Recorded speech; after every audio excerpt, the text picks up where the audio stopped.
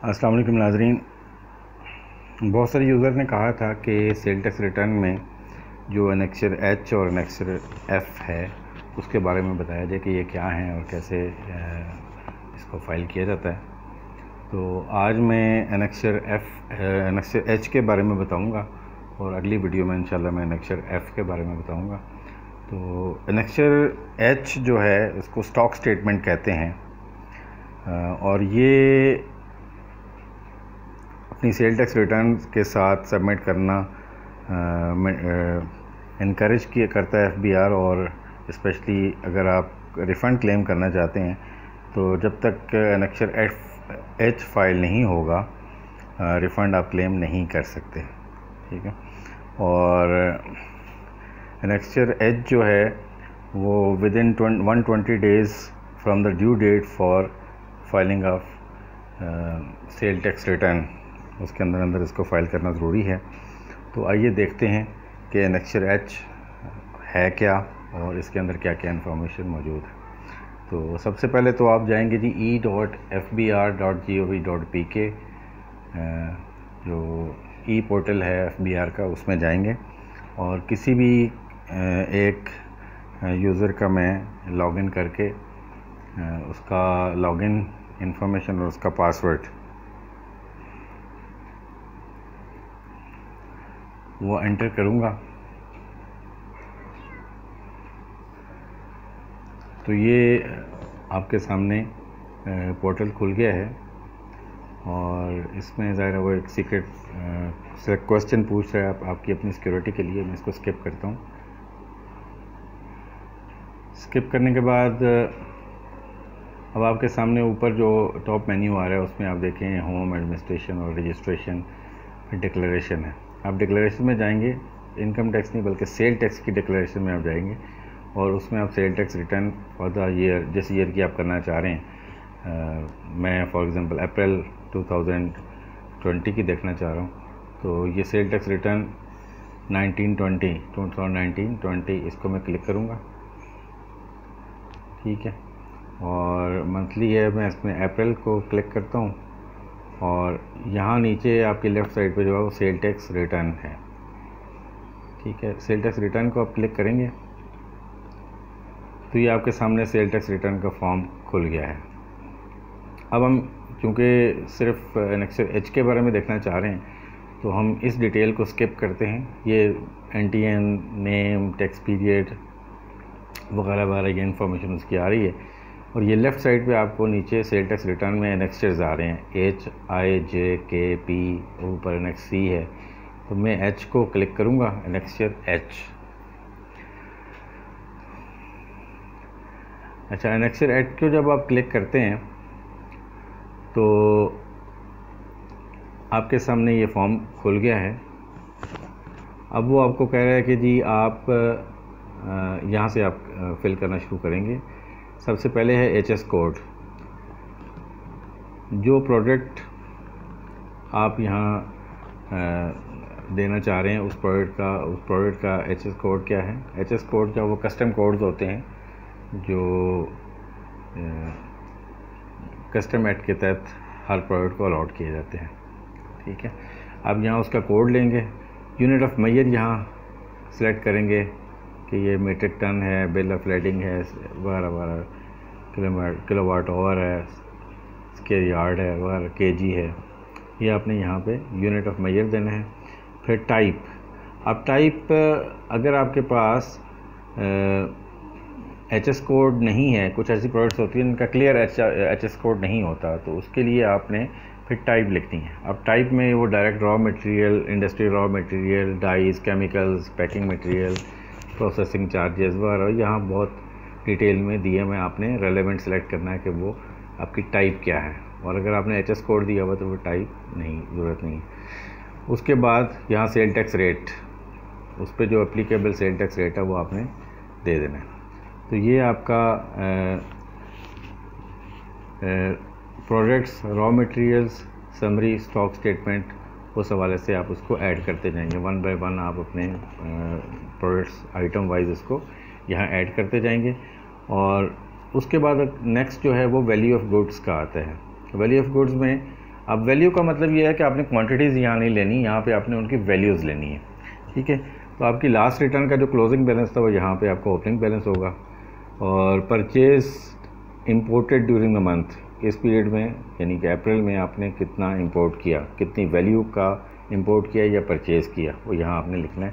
Consumed sold during the month, domestic taxable supplies, अगर आपका item है जिस पर टैक्स अप्लाई होता है और एग्जाम्प्ट नहीं है तो वो कितनी अमाउंट का था उसमें से जो कंज्यूम हो गया इस महीने में। और अगर आपका एग्जाम्प्ट है, consumed sold during the month exempt supplies, तो आप यहाँ लिखेंगे कितनी वैल्यू थी उसकी। Consumed exported during the month domestic या जीरो रेटेड एक्सपोर्ट्स, अब एक्सपोर्ट्स अगर आपने की हैं तो वो यहाँ लिखेंगे, ज़ीरो रेटेड होंगी या एग्जाम्प्ट होंगी वो यहाँ लिखेंगे। तो ऑटोमेटिकली वो ये क्या करेगा, ओपनिंग बैलेंस में से परचेज़ ऐड कर लेगा और कंज्यूम्ड जो है ये तीनों कैटेगरीज में जो कंज्यूम्ड है वो माइनस करके आपका यहाँ पे क्लोजिंग बैलेंस वो खुद मेंशन कर देगा। ये होगा रुपी वैल्यू उसकी होगी, ठीक है। अब क्वांटिटी में अब आ जाए आपने जो स्टॉक ऊपर लिखा है जाहिर है इसकी क्वांटिटी भी होगी, तो लास्ट रिटर्न में आपने जो क्लोजिंग बैलेंस लिखा था क्वांटिटी में वो यहाँ आप मेंशन करेंगे ओपनिंग बैलेंस में। इसी तरह सेम हम जैसे आपने ऊपर देखा कि purchase imported during the month, अब क्वांटिटी में यहाँ लिखना है। Consume during the month domestic taxable supplies, वो यहाँ आप मेंशन करेंगे। Consumed sold during the month exempt supplies यहाँ लिखेंगे अगर वो एग्जाम्प्ट हैं आपकी जो सप्लाईज, और consumed exported during the month zero rated domestic या एक्सपोर्ट्स जो आपकी हैं वो यहाँ आप लिखेंगे। तो ऑटोमेटिकली ओपनिंग बैलेंस में परचेजेज ऐड करेगा और उसमें से कंज्यूम्ड जो सप्लाईज हैं वो माइनस करने के बाद वो यहाँ आपका क्लोजिंग बैलेंस दे देगा। तो इस तरह आपने आइटम बाय आइटम इसको यहाँ पे ऐड करनी है अपनी गुड्स। उसके बाद इनपुट ऑफ गुड्स, अब इनपुट गुड्स जो हैं वो ओपनिंग कितनी थी, परचेज इंपोर्ट कितनी हुई, और कंज्यूम्ड या sold during the month taxable हैं अगर तो वो कितनी हैं, consumed sold during the month exempt वो कितनी हैं, और consume exported during the month यानी ज़ीरो रेटेड या एक्सपोर्ट गुड्स जो हैं वो लिखेंगे। तो आपका क्लोजिंग बैलेंस यहाँ पे आ गया। तो अब यहाँ नीचे आप ये लिखने के बाद आप इसको ऐड कर सकते हैं, ठीक है, और इसको सेव कर सकते हैं और ऐड कर सकते हैं। तो ये एक आइटम फिर ऐड करेंगे, दूसरा आइटम फिर तीसरा आइटम, ये सारे आपके यहाँ आ जाएंगे। तो आप इसको चाहें तो एक्सपोर्ट भी कर सकते हैं अपनी एक्सेल में, ठीक है, और चाहें तो इसको सबमिट भी कर सकते हैं। और आपके पास स्टॉक स्टेटमेंट अगर बनी हुई है तो आप उसको अटैच भी कर सकते हैं, ठीक है, एक्सेल फॉर्म में। जैसे आपने यहाँ से एक्सपोर्ट किया है तो उसका फॉर्मेट आपके पास आ गया, आप चाहें तो एक्सेल में इसको फिल करें और यहाँ पे इसको अटैच कर दें, ठीक है, ये भी आपका मकसद हल हो जाएगा। अब जो हमने ऊपर चीज़ें डिस्कस की हैं उसको ये फॉर्म किस फॉर्म में ये लेके आ रहा है, इसमें आप सबसे पहले देखो तो यहाँ सीरियल नंबर है, सीरियल नंबर, फिर एचएस कोड, फिर आइटम डिस्क्रिप्शन, फिर unit of measure, item type, ये हम सारा ऊपर डिस्कस कर चुके हैं। अब उसके बाद आगे बात कर रहा है सेल टैक्स रेट या एग्जाम्प्ट। आपने बताना है कि जी इस पे, ये आपने नहीं बताना बल्कि ये खुद ही ऊपर से, चूँकि आपने फिल किया हुआ तो ये खुद कैलकुलेट करके यहाँ लिख देगा कि एग्जाम्प्ट है, सेल टैक्स रेट क्या है इसके ऊपर, एग्जाम्प्ट है या कोई टैक्स रेट है। तो अब आप उसके बाद है वैल्यू ऑफ गुड्स। अब वैल्यू ऑफ गुड्स में आपके पास वो आ जाता है वही सारे ओपनिंग बैलेंस क्या था, परचेज या imported during the month, consumed during the month domestic taxable supplies, फिर consumed sold during the month exempt supplies, और consume exported during the month domestic zero rated या एक्सपोर्ट्स जो आपकी हैं वो आ जाएंगे। तो वो क्लोजिंग बैलेंस यहाँ निकालेगा। ये तो होगा वैल्यू ऑफ गुड्स का। फिर देन क्वांटिटी ऑफ गुड्स, वही कॉलम है लेकिन अब आपने सारी चीज़ें लिखनी है क्वांटिटी में, ठीक है। यूनिट ऑफ मेजर आपने वहाँ मेंशन कर दिया हर किसी का, तो यहाँ पे ये सेम कॉलम्स होंगे, ओपनिंग बैलेंस होगा, परचेज, इंपोर्टेड, कंज्यूम्ड और sold during the month, domestic taxable, फिर कंज्यूम, सोल्ड, एग्जाम्प्ट, फिर कंज्यूम्ड या एक्सपोर्टेड ड्यूरिंग द मंथ, जो ज़ीरो रेटेड या एक्सपोर्ट्स होंगी वो यहाँ आ जाएंगी। तो क्लोजिंग बैलेंस यहाँ निकालेगा। अब आप आगे चले जाएं तो आपकी इनपुट टैक्स ऑफ गुड्स, अब आपकी परचेजेस पे जो टैक्स है वो, जैसे हमने ये आखिरी इनपुट टैक्स ऑफ गुड्स जो हमने यहाँ लिखा था, अब उस पे आप आ जाएँ तो यहाँ पे आपका similarly opening balance, purchase imported during the month, consumed sold during the month, domestic taxable supplies, और कंज्यूम्ड और sold during the month exempt supplies, consumed exported during the month domestic zero rated या exports जो आपकी है। तो इस तरह यहाँ पे ये क्लोजिंग बैलेंस यहाँ आ जाएगा।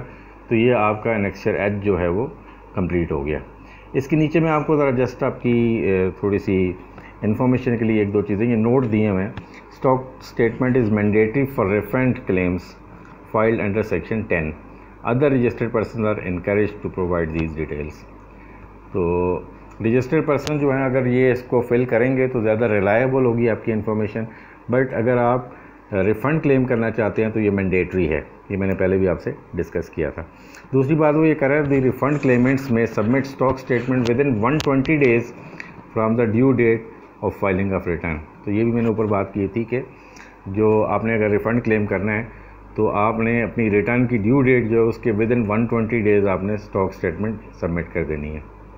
और तीसरी बात ये कह रहा है the date of filing of annexure H shall be considered the date of filing of refund claim. वो जो कह रहा है ना कि इतने दिनों में आपका रिफ़ंड क्लेम जो प्रोसेस होगा उसकी डेट कंसिडर कब से होगी, जब से आपने एनेक्सचर एच जो है वो सबमिट किया है। The claim will be processed after submission of stock statement. तो उसके बाद ये आपका स्टॉक स्टेटमेंट की सबमिशन के बाद आपका रिफ़ंड क्लेम प्रोसेस होगा। तो ये तो था जी एनेक्सचर एच। उम्मीद है कि आपको समझ आया होगा और इंशाल्लाह नेक्स्ट वीडियो में मैं एनेक्सचर एफ़ के बारे में आपसे डिस्कस करूँगा। तो उम्मीद है आपको वीडियो पसंद आई होगी। मेरे चैनल को सब्सक्राइब कीजिएगा, वीडियो को लाइक कीजिएगा। तो अगर आपके कोई कमेंट्स हैं तो ज़रूर आप दीजिएगा। इजाज़त दीजिएगा जी। अल्लाह हाफ़िज़। अस्सलाम वालेकुम रहमतुल्लाहि व बरकातुहू।